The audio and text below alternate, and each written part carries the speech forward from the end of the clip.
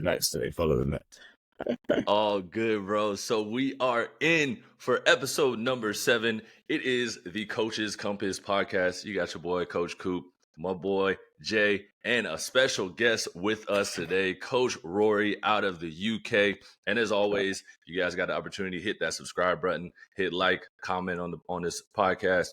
We will always love and appreciate all the love and support that we get from everybody. But let me go ahead and introduce you guys to our boy, Rory.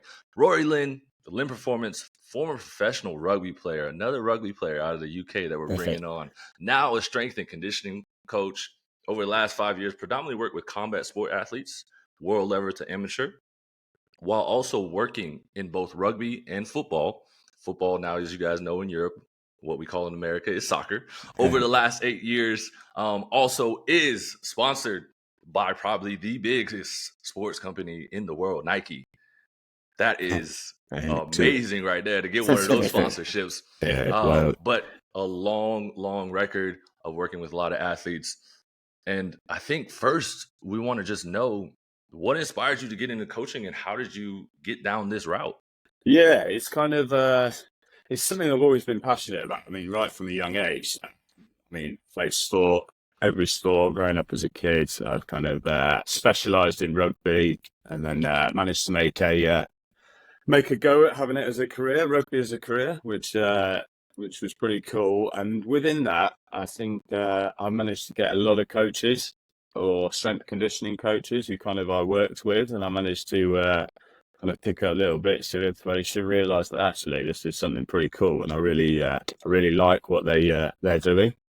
So yeah, kind of once I kind of realised that rugby probably wasn't going to happen and all the injuries were taking its toll, I had to think of a bit of a backup plan. And within that, strength conditioning had always been something I'm really passionate about. So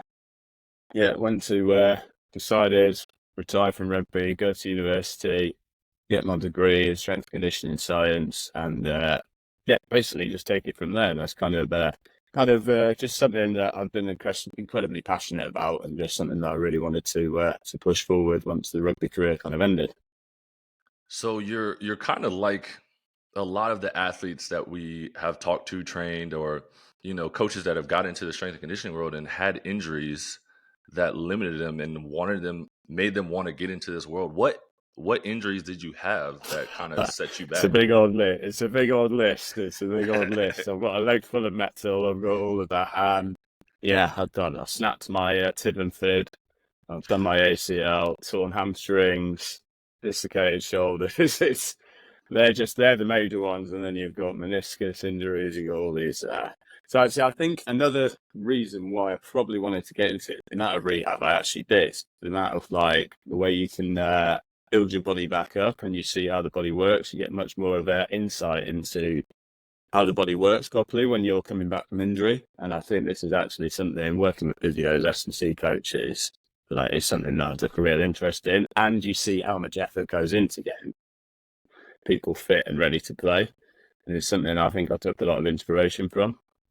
So although it kind of didn't benefit my career at all, rugby-wise, it probably benefited my my post-playing career, basically. So that's the kind of the way I look at it. And then, so you went to university to get your certifications for strength and conditioning and whatnot. Now, after doing that, do you think you learned more in getting the education or just from experience? I am a massive believer in experience over everything. I think textbooks they teach you how the body works. They can you can learn the dry part of coaching, so movement patterns, etc., muscle, antagonist, agonist, etc. But if you can't apply them to actual real world experiences, then what good is it? So I'm a big believer in experience trumps everything. And as long as you've got a knowledge of what you're doing, so you can't just go into it without any knowledge, but as long as you've got knowledge of what you're doing, experience just really does trump everything. And you start to refine your kind of coaching ideologies and philosophies based on experience and dealing with different people, different athletes, and taking it from there. Yeah. Now with the ideologies and philosophies, could you give us like what your philosophy is behind your strength and conditioning and training? So because I'm working with combat athletes, my kind of mindset is performance over everything. This kind of comes down to this is performance, not so much performance in the gym, it's much more performance when they're in the ring or the octagon or whatever it may be. And within that, it's effectively about managing the athlete a little bit. So performance isn't just, oh, you've got to be amazing on fight night, but it's kind of within a training camp or whatever. They've got to be ready to go for their key sparring sessions, their key technical sessions, because that performance, ultimately, strength conditioning should be something like the cherry on top, the little, the extra to help their performance in the actual sport. So my mindset has always been performance over everything, which means that you need an ability to adapt and overcome a little bit.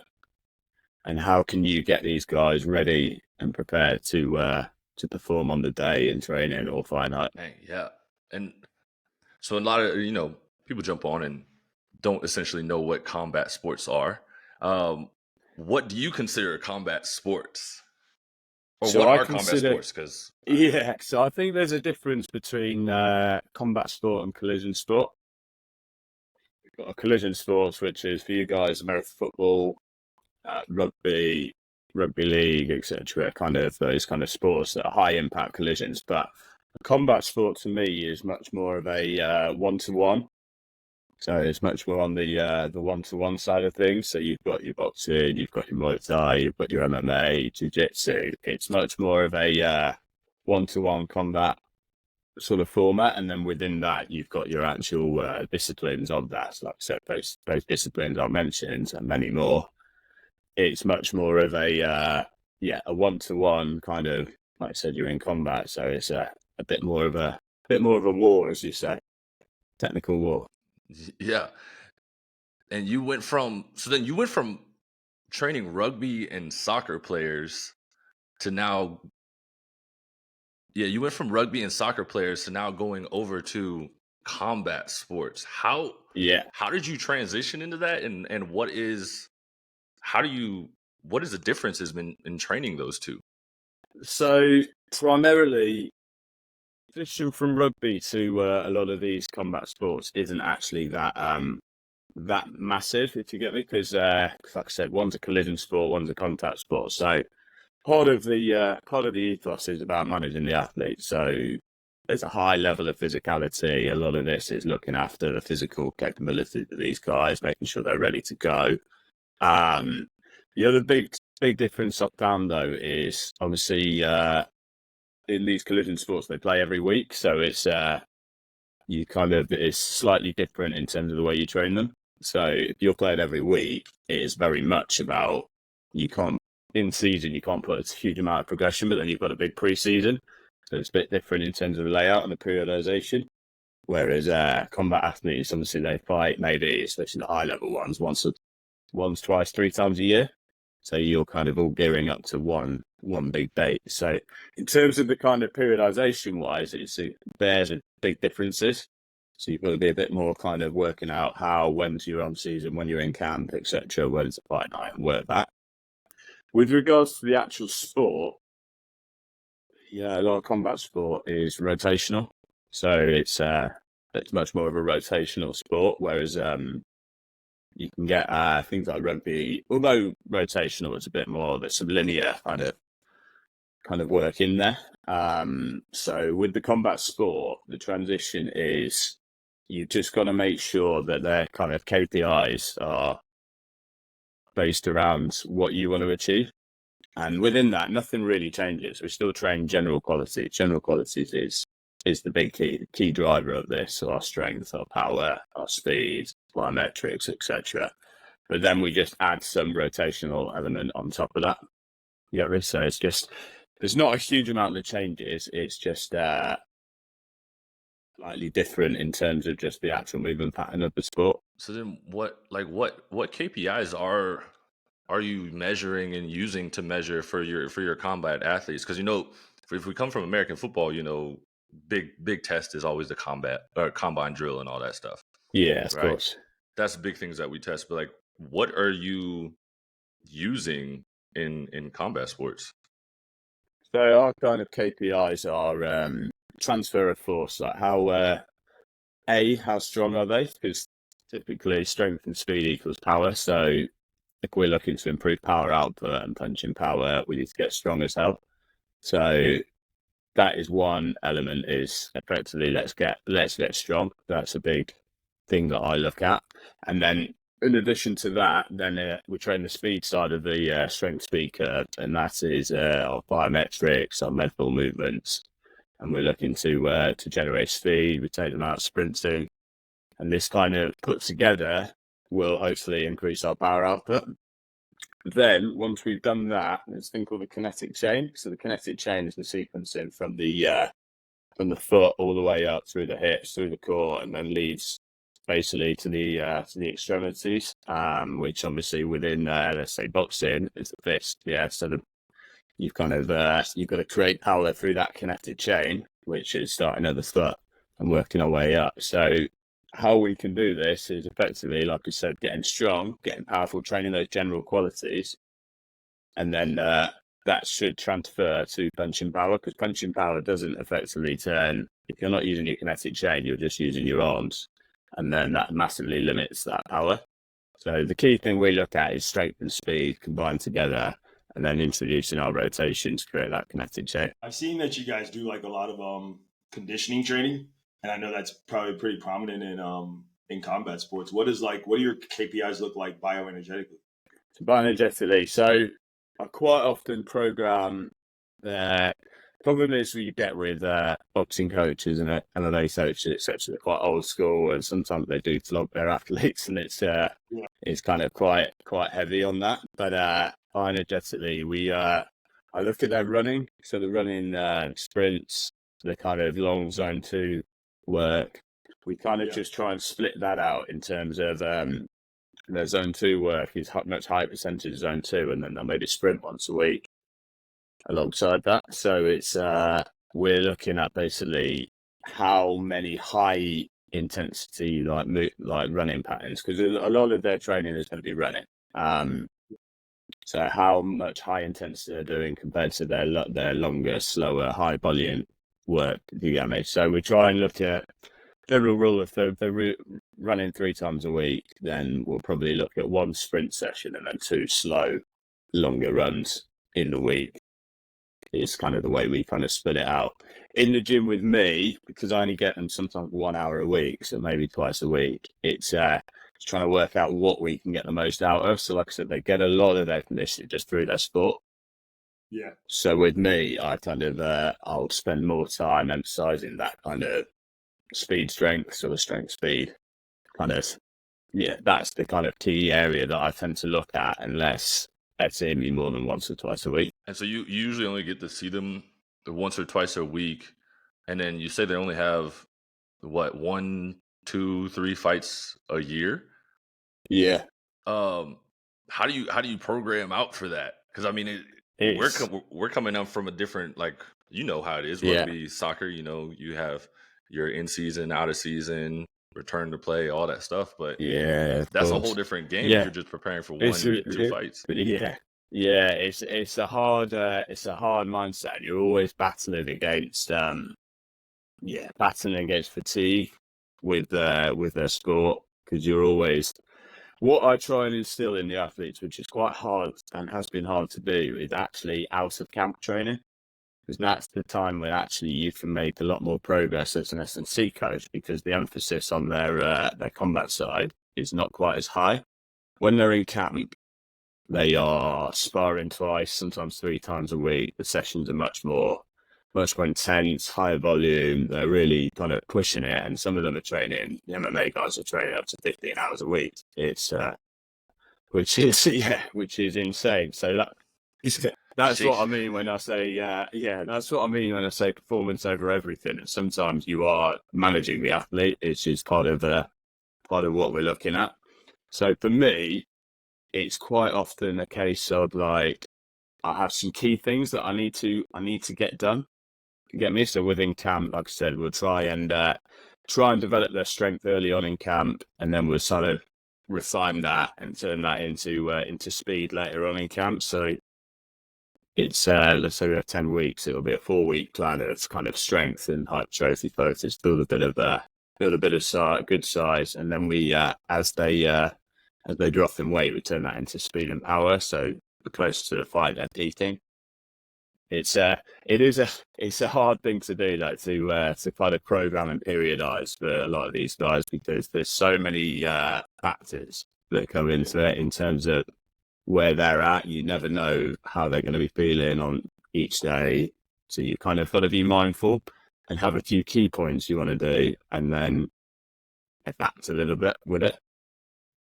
Now, what does the periodization look like from, I guess, like start, like, the date set for a fight is, let's say November, and you guys are, let's say July, summer. It's like, what does that periodization look like? And like with regards to like camp, like usually when does camp fall in? Like, what is that time like? So you always want to, so let's say we have a fight date 10 weeks away. You want to work back from the fight date. Typically what I like to do, so let's say we have 10 weeks, I always like to incorporate a bit of a strength block at the start, which will roughly be around 4 weeks. So you might have, you can't really create in terms of a huge amount of progression within it. Sorry, there's my dog's just here.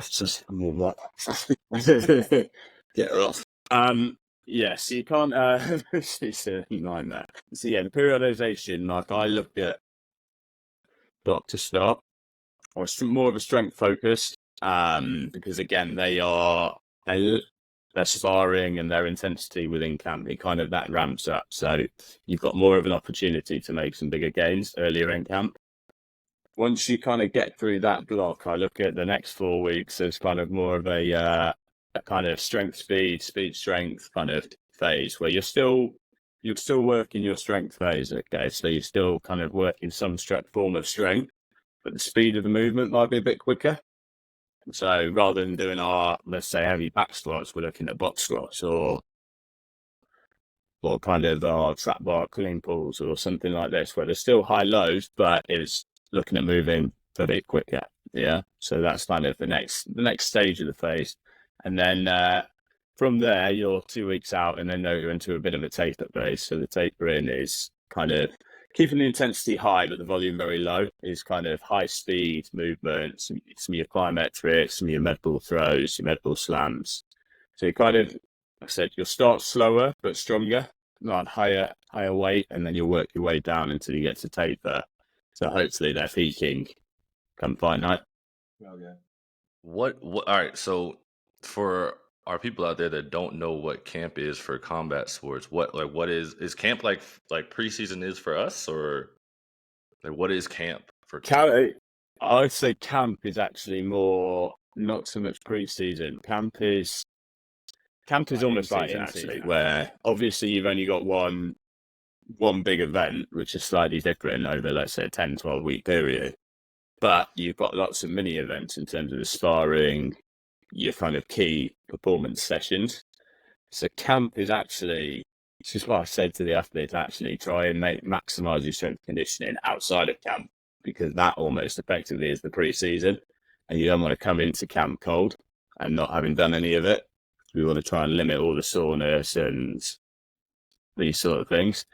So camp effectively is, the thing I find with camp is the focus. So there's much more of a focus once you're in camp. It's a 10-week period where you've got your fight date at the end of that, and it's now kind of narrow everything down, focus on what you've got to do. Whereas active camp is a bit more kind of general, and there's less emphasis on a certain date because you don't know what's happening. Yeah, you know what I mean? Yeah. So for most combat athletes, or do they not train before, like after a fight is done?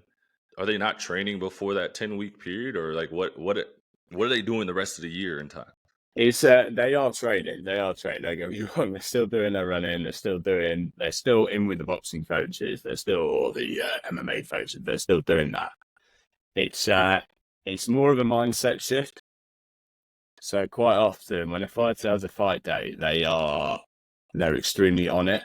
They realize they've got to do this. This is key. Like they've got to make sure. Whereas I think when you're out of camp, it's a bit more of a kind of laid back attitude. It's like, oh, I can do it. I don't have to do it all the time. Like you've got some. It's more of a psychological mindset thing. So it is a weird shift as soon as a fight gets announced and it's happening. It is a very weird shift in terms of the mental side of how these guys suddenly really switch on, which I think I'm trying to drum out of them the fact that they can be relaxed outside of camp. Like I think, and they are taking on more of an ownership within that, and more of a realization that actually you can make a lot more progress when you're outside of camp because your combat sport intensity and volume is a lot lower, so we can increase the volume when we're actually in the gym with me. How tough has it been to try to like get them to buy into that and realize that if they could be with you, let's say they only have 2 fights, in that Yeah. year. If they could be with you year round, how much better would they be in the fights and going into camp? Oh, a million times better. Like it's like I said, it's a mindset shift. I feel like a few of them have really taken that on board, especially the boxers. The boxers tend to be much more of a set date camp, out of camp, etc. The MMA fighters are a bit better in terms of it's an all year round thing. So yeah, with the MMA guys, it's a bit easier. I find that they will still kind of stay on it a little bit more.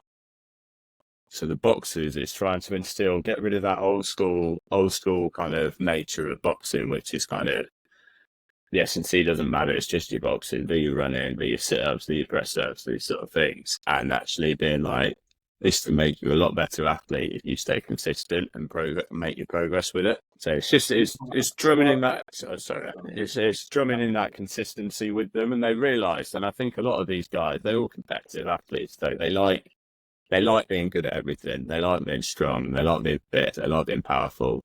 And I think they've started to really notice the improvements they're making, and then that breeds consistency a little bit. What mistakes would you say you've made, from early entering the combat sports to like now that you probably feel like you made with regards to programming or?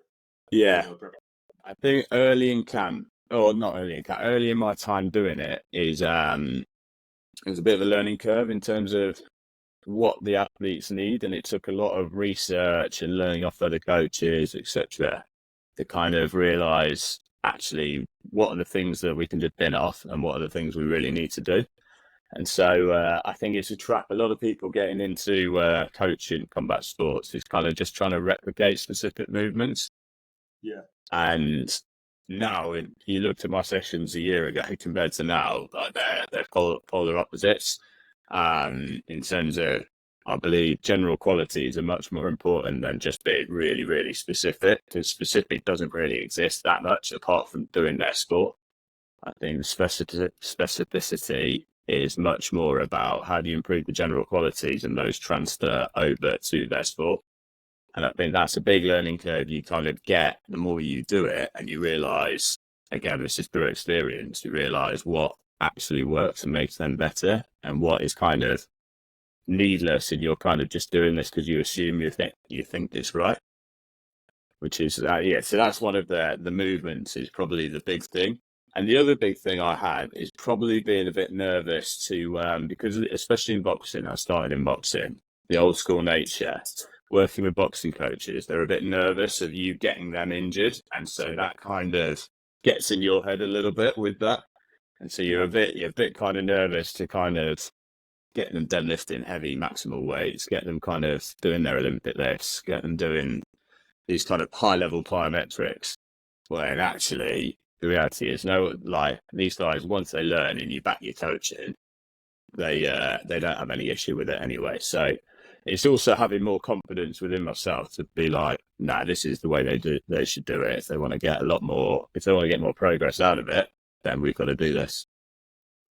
So do you collaborate with the coaches? I do now, yes. Especially in the boxing side, I've got kind of 3 or 4 coaches who because they don't all have the same coaches. So, but I've got like 3 or 4 coaches that I work really closely with.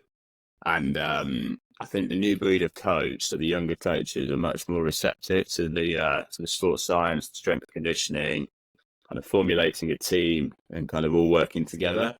Which so there's multiple WhatsApp groups I'm on with different coaches revolving around different fighters, and it's much more of a they are taking much more interest in what I'm doing with their athlete as well. So it's not just so much, oh, they're worried about the boxing and they just leave me to it. They're asking what I'm doing, how I'm periodizing things. So they are, and I think that's a learning curve for a lot of boxing coaches and MMA coaches, is how can you collaborate with your strength conditioning coaches and your physios to get the most out of the guys when it comes to fight night. So how did you, because going back to like getting into it and talking about the nervousness and being able to change around your programming, how did you swallow your pride and be able to change up what you were doing a year ago to what you're doing now and still be confident in what you're doing is going to work? Yeah, it's an interesting one. I of a lot of research with other coaches, looking at other coaches, what they do, especially the real top guys.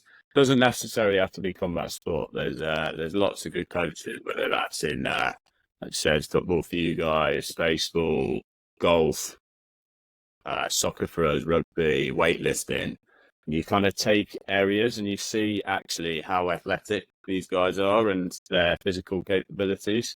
You work out, you look, you kind of take all the good coaches. There's always a common denominator, and quite often that is strength, speed, power. So you kind of from that, you kind of formulate a bit of a kind of plan within it, and you realize actually what's going to create more power. We've got to get stronger, and then you've got to be a little bit like, right, let's take the shackles up and let's have a crack with it. And I think once again, it all comes back to experience. As far as they believe in experience over everything, because once you see output from some of these guys that you've coached and the kind of positive responses they're getting, it kind of you kind of end up formulating a bit more of a plan from that. It's constantly getting refined, but you form more of a plan, and then you work out that actually from all of this, the common denominator is always general qualities over everything, and you develop your general qualities that typically leads to a better performance within their specific sport. So then how do you break into the combat sport world, and then also talking about being in WhatsApp groups? How do you get these coaches to believe in what you're doing? Yeah, I think it's yeah, and like I said, to start with, to get the coaches to kind of believe in it is hard. I think you've got to, the more you get the athlete to take ownership, because the athlete is the one who's kind of feeding back in between everyone. So they're the ones seeing all the coaches every day. So the more you get an athlete that kind of believes in what you do and takes ownership. So like I said, with Isaac, he, from an early stage, he believed in what I was doing. And he kind of backed me, and within that, the athlete is backing the intensity. The coaches will then follow suit, and they will put a trust in you, because these guys aren't coming down. They want to see what I'm doing, but they don't effectively know about strength conditioning as such. They kind of just assume. So you kind of got, if you've got the buy-in from the coaches, because the athlete has kind of fed back and said they're enjoying what they're doing, they feel like they're getting loads of progress out of it, then typically that's how you get that kind of buy-in from the coaches, and then you all formulate that team. And then I was also yeah, go ahead. go ahead, cool. Now I was also curious, is like if you were to like pick like your worst athlete and like your best athlete from like a mental or physical standpoint, what would you say like those differences are? I think it's from a mental standpoint, there's guys that I have to try and convince to train, which is hard, and I'm sure you guys have had the same thing. Like there's guys who love doing it, there's guys who just want to do their sport and don't really believe in it, but you've got to kind of convince them that this is what you've got to do, and their consistency is a lot less than what it would be. Physical attributes, I think you're looking at movement quality. So you think of combat sport, it's an extremely kyphotic movement. They're very cramped. They're always stuck in these sort of positions, and their movement pattern is just thrilled around straight, close up. Yeah, so they are quite a lot of injuries. So I've got some guys who are in that nature, and we are effectively trying to put out fires a little bit with that and stopping that injuries occurring on the shoulder through that repetitive nature and the kyphotic posture. Whereas you've got some guys who are very on it, have been on it, and they have corrected that, and their movement patterns are much better. Their posture, their ability of resilience to injury, all of these things are much. So if you're looking on that side, that's kind of the what you aspire to, and this side is kind of that initial kind of boxer's posture, if you will, which is an extremely kyphotic nature, don't move well, very stiff, just very good in one pattern, but that's it. Yeah. So they kind of go both they kind of both go in hand with the guys that don't feel like being committed and they're just mostly doing their sport, and then the guys that are coming physically, you're pretty much getting them out of their sport, doing things that they prefer not to do. What are some other things that you see in the sport that that you do on your end to kind of get them out of the things that they're used to within the confines of their sport? Yeah, I think the other mindset, like I said, is they're always a bit worried about getting injured. That's always another big mindset. Because like I said, you got a fight date, and it's 10 weeks away, and on week 6 you've done your back in, or you've pulled a hamstring or something like that. It's that fight date's over. It's not happening, and obviously these guys make a living through each fight they do. So the other big mindset, it's a bit of a mindset shift that initially I started with because I was worried about getting them injured. And they are also trying not to, you try and get them out of that mindset. So I believe that injuries quite often are manifested. And if you have that in your head, then quite often you get injured. So just having this kind of idea for them that they're not going to get injured here, they're fine. They need to get that, like, put the work in, get the output, and just believe in what I'm doing. It all comes down to, again, it's all psychological, which then ties into the physiological. Mm-hmm. Yeah, that's a lot. And you talked about going into looking at different coaches and what they're doing to make their athletes stronger, faster, and more powerful. Who are some of the coaches that you look up to? So we got, I guess, you go ahead, mate. I said, or books, if you want to throw some book recommendations in there. Yeah, so the books is kind of more, for me, the dry stuff is the stuff that I learned, kind of patterns, etc. The dry, so you got the journal of strength conditioning, all these sort of things, which I've kind of read over and over and over. I actually, believe it or not, I very much kind of learned a lot of my stuff from YouTube. YouTube is actually a fantastic tool. So there's a guy called Chris Barnard, Overtime Athletes. I don't know if you've seen him.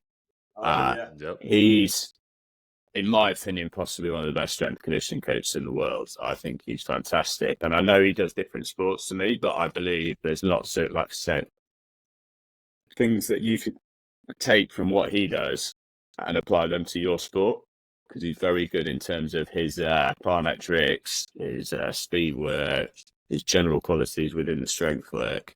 I think that I've found learning a lot from him. And funny enough, I messaged him years ago about an internship going out there ages ago. So that was kind of I think I've learned a lot from. Just I've been watching him for 7-8 years. Like I've learned. Coaches within sport, there's quite a few.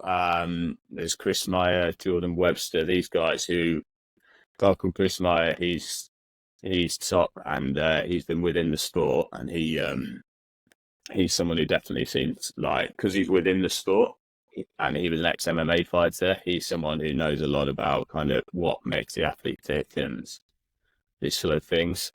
You've got a guy called Chris Speed, who I've learned a lot about. He's a weightlifter, Olympic weightlifter. So again, I've learned a lot about that kind of power output. How do you maximize strength, turn that into power, utilizing. He's big on plyometrics. He's big on his Olympic lifts, obviously. He's big on the plyometric side. I learned a lot from him, not just kind of not just your typical pogos, broad jumps, etc., but your deep tier stuff, your kind of unilateral stuff, your bilateral, all kind of rolled into one. I feel like, again, you take a bit from him, a bit from, let's say, Chris Barnard, a bit from Chris. You formulate quite a nice plan, learning from these guys. I grew up on Chris as an athlete growing up. Did you? Right. Yeah, he's games all the time. Yeah, I think he's just quality, and you kind of see his journey he's gone through as well, and you kind of you notice it rather if you watch his initial stuff to start with, like to compare to now. There's two things I notice, and one is the quality of what he delivers. He definitely refined what he does, and now he's at a stage where he knows what works for the athlete. And also his coaching style seems a lot different. He's extremely confident now. He cues things simply. He kind of he delivers enough information to the athlete without overloading them. Like, I think you can learn a lot from a guy like that. And so you've been in 3 sports now, right? You've been in combat sports, rugby, football, soccer. Out of those 3, which one do you prefer the most? I think, well, to play, obviously rugby was the one. To coach, I'd say like the individualistic nature of combat sport, I think you get much more. For one thing, to coach it is much more.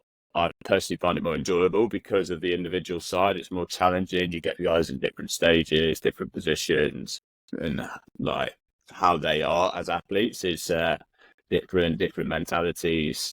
You find you have to work out what makes people tick a little bit more.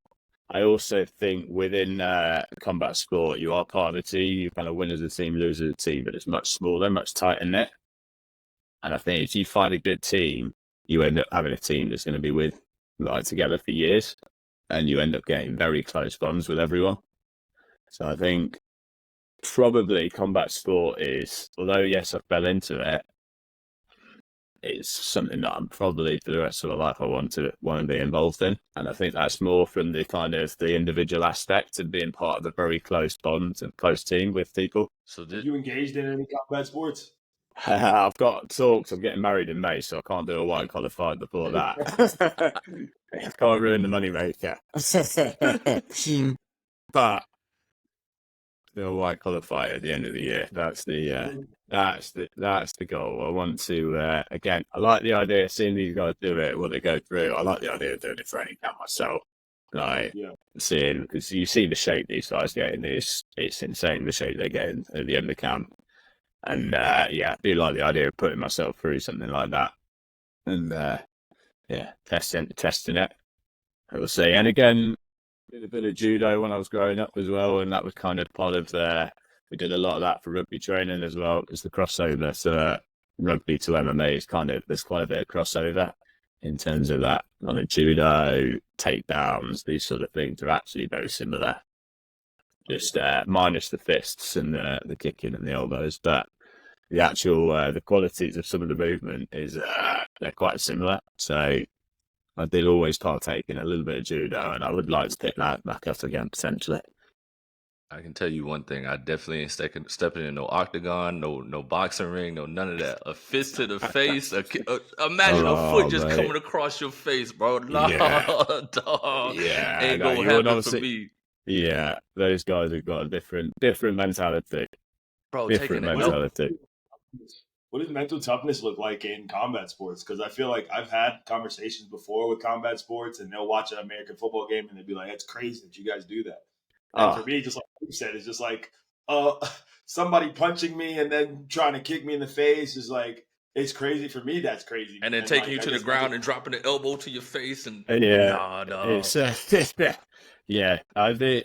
thing is with a lot of these guys and chatting to them growing up, I mean, they all did martial arts growing up, a lot of them.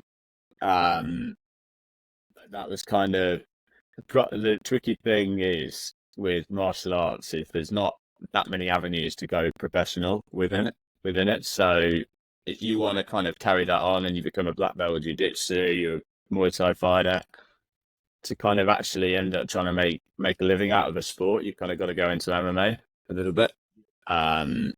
So they've kind of obviously been doing it since they were really young, a lot of them. So I think it's easier to make the transition. Like for us, you'd be like, hell no, because we're adults now. And we're like, nah, that's ridiculous.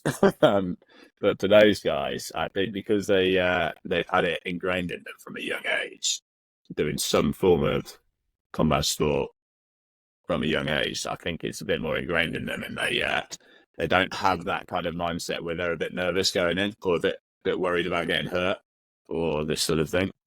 I think one thing I will say as well is some of these guys are some of the nicest people you'll ever meet, and I think it's a nice thing to see. And I think because they're dealing physically with people, I think they are much more laid back outside of that environment. And you almost wouldn't, if you met someone of them on the street, you wouldn't believe that they are an MMA fighter or a boxer, because you'd be like, nah, they've got the mentality for it. But actually, I think that kind of that quiet, more calm mindset translates quite well over to these combat sports, because they're a bit more relaxed about it. Yeah, Probably not in camp. yeah, Yeah. I mean, in camp slightly, yeah. So if I said someone who's on a weight chart and about 3 weeks out of a fight, I think maybe you'd say something different. But yeah, and I guess that's the same for us, because especially with rugby too, you started at a young age. We started with football at a young age. To us, it doesn't seem crazy to go out there and play, but I think the older we get, tomorrow, if you could, the older we get, we know the risk of the injury of getting in there and catching the elbow to the face. And that's what brings the nervousness. Of course, yeah. I think that's exactly it. I think he's done it from a young age. It's just the sport you don't. So it's just, you just know what you're doing. I've said I'd probably feel like I could go play rugby tomorrow and I'd be fine, although that is an extremely highly physical sport. So I think because it's ingrained in the, and you've got it, football is ingrained in you. I think that's why. For sure. Now, how does it work in combat sports? Like, are there opportunities for you to work with, like, for me, is if are there opportunities for you to work with like a team and like athletes that belong to like a certain agency or team, or and like is there like the private side, and then there's like the team side where you work with like 10 athletes that are part of the team? Yeah, so that's more towards, so if you're going to go to high level professionals, they prefer to work as an individual or something like that. But if you're going more towards the amateur side, so I work with an amateur boxing gym, I've kind of looked after a few athletes, and they will all come in as a group, because I mean a lot of those guys are kind of much more, they're new to S&C, they're quite new in that kind of new in the sport, or they're working their way up. So for them, it doesn't have to be quite as specific to the individual. It can be much more trained their general qualities, which is good. I've got kind of a wrestling group coming in as well, which is similar, and they are, again, training general qualities rather than individual specific things. So I think there is definitely scope for those kind of group team sessions. There's also scope for the individualistic nature of it, and I think it kind of works out from the kind of the top end professional working your way down. I think it becomes less refined. So this is kind of how I like to, end things and kind of wrap it up with my last kind of two big questions. Nice. And answer it the way that you feel best is one, for all whether you're new, older in the strength and conditioning world, what would be your one piece of advice that you give to all the coaches out there? And for the coaches that are trying to break into, the combat sport world, what would be your piece of advice for them? I think to answer the first one, I would say for coaches out there, I'd say keep picking up experience. I think that's your number one. It doesn't matter whether it's general public, athletes, youth athletes. I think you could learn a hell of a lot from whoever you train, and I would say within that, don't be afraid to try things and work out and build an idea of how you want to coach. I think through experience and through all of that, you get an idea of what you want to do and how you want to coach, and things that work, things that don't work. And so I would just say never stop picking up experience, and it doesn't matter who you train. You'll learn a hell of a lot from anyone you train, doesn't matter. In terms of getting into the combat sport world, I would do some research in terms of what actually it entails. Because, like I said, me coming into it in my first 2 months of doing it, I had an assumption of what was needed within the strength conditioning side for those guys, when actually, like I said, my training now compared to 4 or 5 years ago is just polar opposite in terms of how I've done it. So kind of that was one thing I'd say. I wish I did a little bit more research to start when I first got into it. So then I could actually, from the starting point, I kind of knew what these guys needed rather than kind of just assuming this is how it should be done because it looks like sport, and actually it's completely opposite. So that's probably the advice I'd give when it comes to trying to get into combat sport. Part of it is obviously, if you're actually looking to work with athletes, then try and attach yourself to boxing clubs. Try and put yourself out there in terms of that. Because it's an individual sport, it's a bit more personalised, so it's kind of picking up things in a personalised way. But if you can attach yourself to boxing clubs, put yourself out there, so you want to coach these amateurs or work your way up, that's a good way to go about it. Love it, bro. And that is episode number 7. Rory, we appreciate you coming on, dropping a whole bunch of knowledge. Definitely a side of the world that we didn't know much about when we talk about combat sport world, because we're so much on with rugby, soccer, even Jay with racers, and American football and all that stuff. So we appreciate you coming on here. Nike, you've got a great one. You guys go ahead and listen to this one. Don't be afraid to go ahead. Repping it. Love it. All the way from the UK. And we appreciate it. As always, hit the subscribe button, comment on it, like this, and that is the day. Boy, it's been an absolute pleasure talking